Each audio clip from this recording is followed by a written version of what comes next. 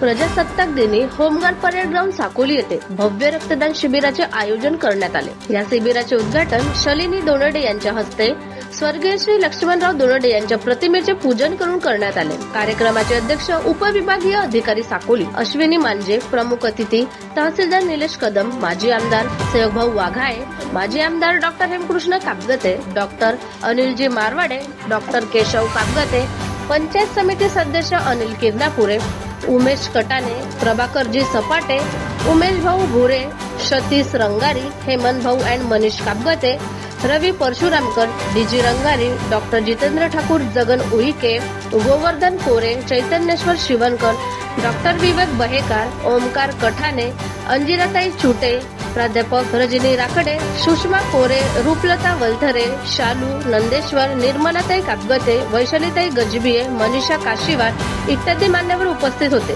तहसीलदार निलेश कदम सह या रक्तदान शिबिरात एकूण 117 रक्तदात्यांनी रक्तदान केले। आयोजन आणि संयोजन डॉक्टर अतुल दोनडे यांनी।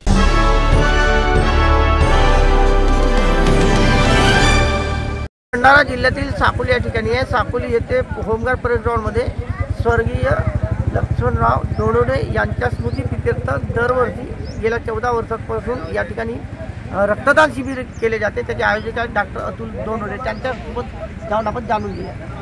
मध्ये आपलं स्वागत आहे। काय सांगाल दरवर्षी 14 वर्षांपासून या ठिकाणी रक्तदान शिबिर आयोजित करतात, काय उद्देश आहे? माझे बाबा लक्ष्मणरावजी दोनडे यांच्या स्मृतिप्रीत्यर्थ काहीतरी समाजाचं देणं लागतं या उद्देशानं मी रक्तदान शिबिराचा मागील 14 वर्षापासून आयोजन करतो आहे। आणि या आयोजनासाठी माझा मित्रपरिवार पण मला खूप मोठ्या प्रमाणात सहकार्य करत असतो।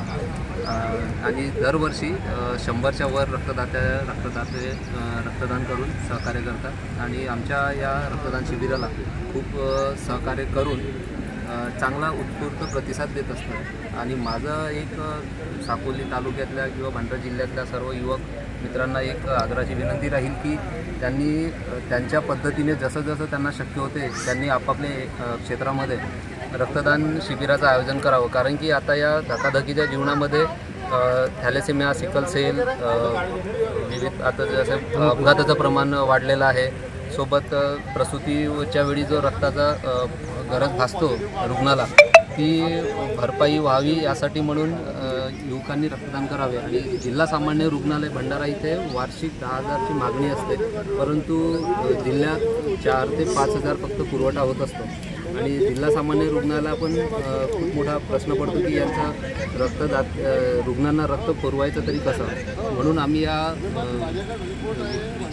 गोष्टीचा विचार करून हा रक्तदान मागील 14 वर्षापासून यशस्वीरित्या पार पाडत आहे। पण रक्तदान शिबिर जो आरोग्य शिबिर रक्तदान शिबिर आयोजन करता त्याच्यामध्ये खर्चाचे काय आहे, म्हणजे कसं नियोजन करता तुम्ही स्वतः करता वैयक्तिक तर मित्रपरिवार आहे, म्हणजे कशा पद्धतीचं आपलं आयोजन असतं? माझ्यासोबत माझ्या मित्रपरिवाराचा पण मोठा वाटा आहे आणि मागच्या 14 वर्षापासून अविरत ते सहकार्य करत आहे। सर्व मित्र परिवारातर्फे काही जनतेतर्फे काय म्हणजे काय प्रतिसाद आहे या शिबिराला? आतापर्यंत आपला अनुभव? हो, मला मागच्या 14 वर्षापासूनचा अनुभव सांगतो आहे की पहिल्या वर्षी जेव्हा मी 2011ला सुरुवात केली त्यावेळी पहिलाच आमचा वर्ष होता, तर छानशी रक्तदात्यांनी रक्तदान केलं। तेव्हापासून आमचा विश्वास एकदम वाढत गेला आणि लोकांना जेव्हा रक्तदान म्हणजे रुग्णांना जेव्हा गरज पडत होती रक्ताची तेव्हा आम्ही पण रक्त त्यांना देण्याचं कार्य केलं, तर त्यांचे मनं आमच्याशी जुळत गेले। आणि दरवर्षी 26 जानेवारीला साकोली येथे परेड ग्राउंडवर आयोजित करत असतो आणि 100च्या वर रक्तदाते रक्तदान करून उत्स्फूर्त प्रतिसाद देऊन आम्हाला सहकार्य करतात। प्रजासत्ताक दिनानिमित्त दररोज रक्तदान शिबिर करतात, यावर्षी काही अधिकाऱ्यांनी रक्तदान केलेलं आहे का? अधिकारी हो आले, तहसीलदार निलेश कदम साहेब आले, त्यांनी रक्तदान स्वतः केलं आणि SDO मॅडम पण आलेल्या होत्या। आणि त्यांनी पण सांगितलं की खूप चांगला युवक मित्र आहे तुमचा, ही आमची स्तुती पण केली।